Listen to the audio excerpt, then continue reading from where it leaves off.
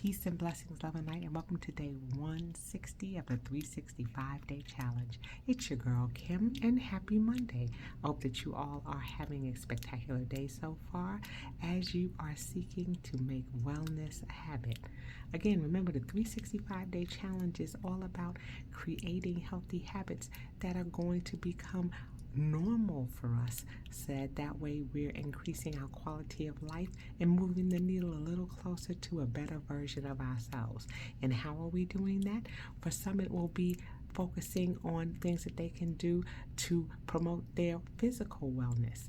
And that can include things like increasing their water intake, changing their diet and exercise regimen, or possibly stacking on top of the existing things that they're already doing. For example, they may be walking 10 minutes a day, and they may increase that to 20 or 25 minutes a day. Or they may be drinking 1 or 2 bottles of water and may increase that water intake.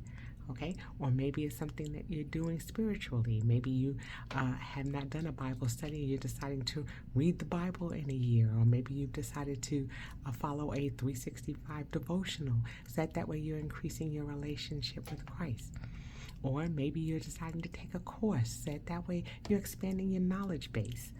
We learn from our womb to our tomb, so it's always wonderful to have opportunities where we can learn more. As an educator myself, I am a forever learner, so there's always something that I can be today years old on. So are we creating habits where we're reading a certain number of books, a year, so that way we're increasing our knowledge base. So these are all healthy habits that we're looking to do to increase our quality of life and to make overall wellness a habit. So that's what the 365-day challenge is all about. So last week we were talking about some things in preparation for, to put things in our our physical toolbox. We were talking about, tracking our food and food preparation and preparing our kitchen and making sure that we were having our annual physicals, all things that were helping us to prepare for our wellness journey. This week we're going to talk about exercise and moving our body. Okay, and one thing that's important to remember is knowing your body and what you're capable of doing. There are a lot of exercise plans that are out there, but it's important for us to pick the one that works best for us.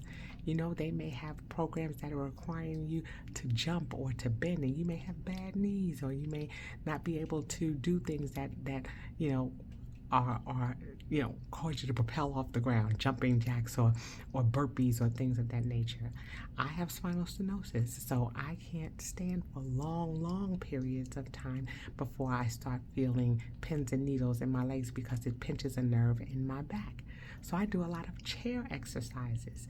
So I've made some accommodations for myself. So before you even get started on a exercise plan, start with the basics. Are you able to walk? Walking is a beautiful place to start, moving your body, especially after you eat. So that way you're getting your body in motion. You're allowing the food to work its way through your system. So it's important for us to look at what exercise plans may be working best for us. So that requires us to do a little bit of research. Okay, look, your assignment for today will be to look at some of the the exercise plans that are out there and see something that may work best for you. And if walking is the place to start, then start looking into how you want to walk. Do you just want to do 10 minutes? Do you want to do 15 minutes?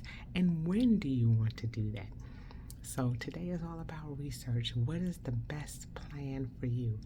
And if you're not sure, go ahead and do the research. That way you're educating yourself and you can make an informed decision. Okay, so that's your assignment for today. I hope that you all have a most spectacular day. Please make sure that you are sprinkling self-love and self-care all over yourself. And until I see you all tomorrow, I say peace.